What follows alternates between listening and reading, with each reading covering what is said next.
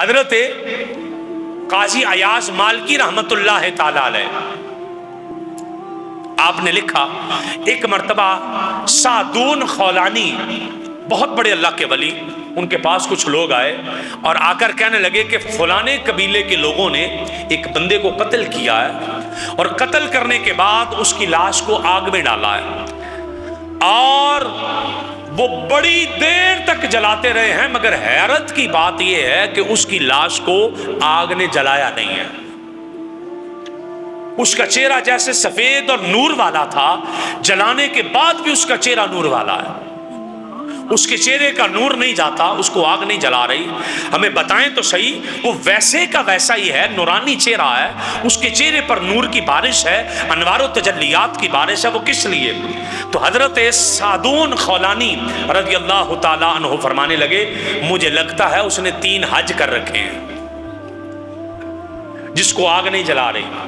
لوگوں نے کہا جی ہمیں یاد آیا کہ واقعی اس نے 3 حج کی ہیں، لیکن آپ کو کیسے پتا چلا کہ اس نے 3 حج کی ہیں؟ آپ سنیے گا۔ اس پر حضرت سعدون خولانی رضی اللہ تعالیٰ عنہ کہتے ہیں، مجھے یہ بات پہنچی ہے جس بندے نے 1 حج کیا اس نے اپنا فرض ادا کر لیا، 1 حج کرنے والا اپنا فرض ادا کر چکا۔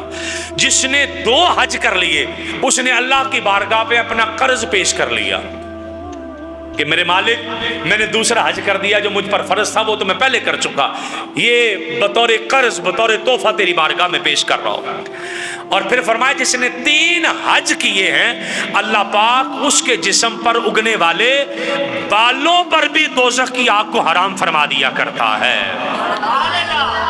اس کے جسم پر جو بال ہیں وہ بھی دوزخ کی آگ کے اندر نہیں جلائے جائیں گے جس نے 3 حج کر لیے۔ حضرت سعدون خولانی، یہ قاضی ایاز مالکی نے شفا شریف کے اندر لکھا۔ تو حج اتنی بڑی عبادت ہے، جیسے میں نے پہلے آپ کو پڑھ کے سنایا کہ 20 غزوات میں شرکت سے زیادہ فضیلت والا عمل اللہ کی بارگاہ میں حج کرنا ہے۔ تو آپ فرماتے ہیں کہ جس نے 3 حج کر لیے اللہ اس کے جسم پر اگنے والے بالوں کو بھی دوزخ کی آگ پر حرام فرما دیتا ہے۔ یہاں رک کر، یہ موضوع کے متعلقہ نہیں ہے لیکن بات بڑی اہم ہے، جو جسم سے بال جدا ہو جاتے ہیں نا، یہ بال بھی واپس آئیں گے، یہ بال بھی واپس آئیں گے۔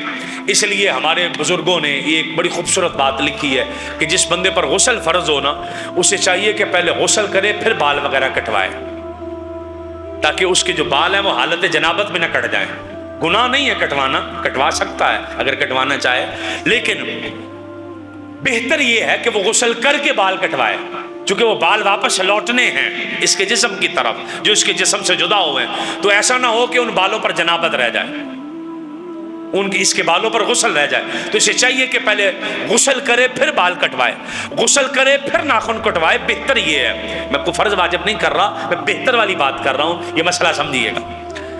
تو جس بندے کے نے 3 حج کر لی اس کے جسم پر اگنے والا بال بھی دوزخ میں نہیں جائے گا۔ یہ حضرت سعدون